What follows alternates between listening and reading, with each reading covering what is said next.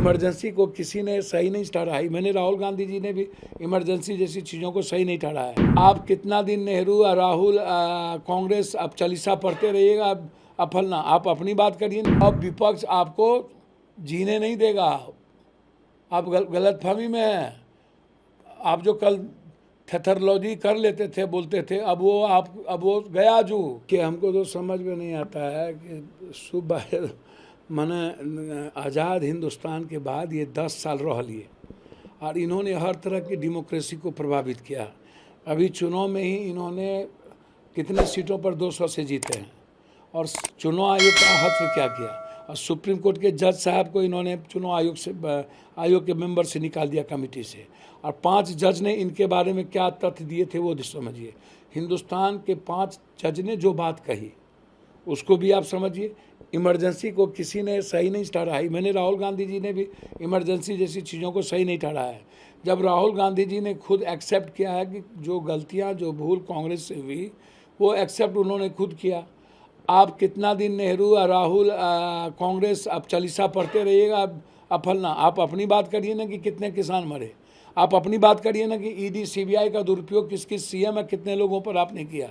सारे लोग जो आपके साथ नहीं हैं, आपने सबको ध्वंस करने की कोशिश की, आपने सबको डराया। आप अघोषित इमरजेंसी लागू किए हुए हैं, आप उसको देखिए ना। आप जो बात कर रहे हैं संविधान, इसीलिए कि आप तो गांधी और अंबेडकर की मूर्ति आप उठा के फेंक दिए, पीछे उठा के लेके चले गए।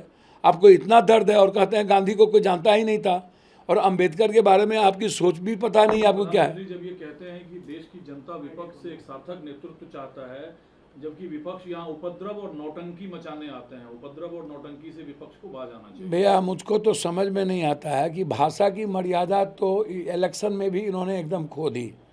बेसिया से लेकर के क्या क्या नाच, क्या क्या नहीं इन्होंने कहा, क्या भाषा। और अब भी नौटंकी, उपद्रव। तो मुझको लगता है कि प्रधानमंत्री जी को अब हिंदुस्तान भारत चालीसा पढ़नी चाहिए, विकास की बात करनी चाहिए।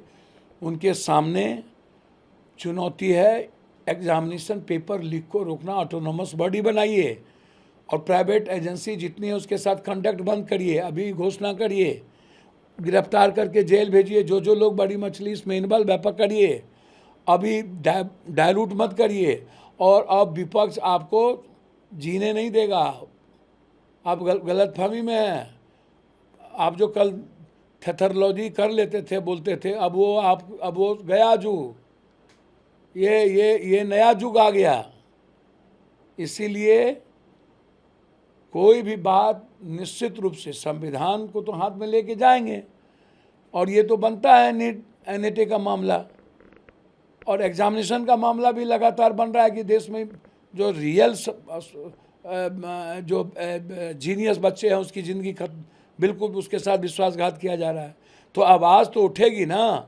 और इमरजेंसी 50 साल पहले क्या हुआ, आप अपने बारे में अपनी बात बताइए, अपना कथावाचक बनिए ना। आप कांग्रेस से चालीसा पढ़ते रहिएगा ज़िंदगी भर।